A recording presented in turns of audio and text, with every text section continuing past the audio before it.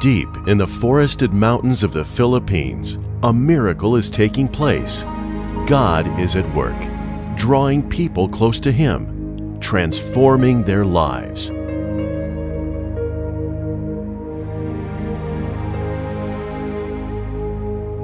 They taught a hungry world about growing rice on mountain terraces.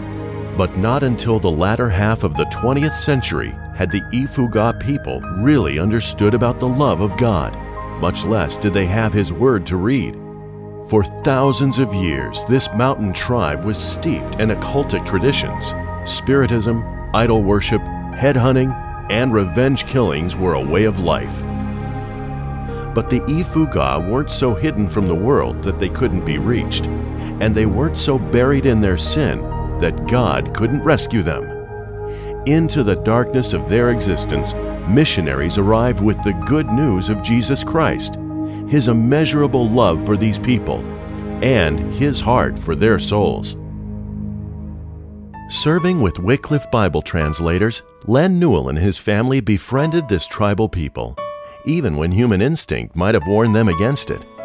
But rather than approach the Ifugao in fear, the Newells proved that they were ambassadors of peace, there to demonstrate the love of God. They immersed themselves in the Ifugao culture to begin to understand centuries of tribal living, how they lived, how they communicated, how they dressed, how they raised their families, how they worked and played. They studied the inner character of the Ifugao, how they think and feel, what they fear, and what brings them joy. The Newells even had to understand the idolatrous gods they worshipped. In time, the exchange between the Newells and the people they came to reach led to open channels of communication. Soon, a written language was developed that eventually resulted in the Ifugao having their own translation of the New Testament in 1977. Finally, Holy Scriptures in their own language that the Ifugao could read and teach to their children. In 1982, World Team joined the work of God among the Ifugao people. World Team set up a training center so the growing base of Ifugao believers in Christ could go forth and spread the gospel to hurting hearts in neighboring villages. World Team missionaries Trevor and Norma Douglas developed training materials for use in the newly established village churches, and they worked alongside a team of dedicated translators to complete the work on the Old Testament. So as of today, the entire Holy Bible is in the hands of a people God is calling to Himself through His Spirit and His Word. Manuay penhodoten izadangan ang Bible ni Pradin hihapit mi ang izadangan tahain ang paket sa maawata si Ifugao hipochonan Ifugao.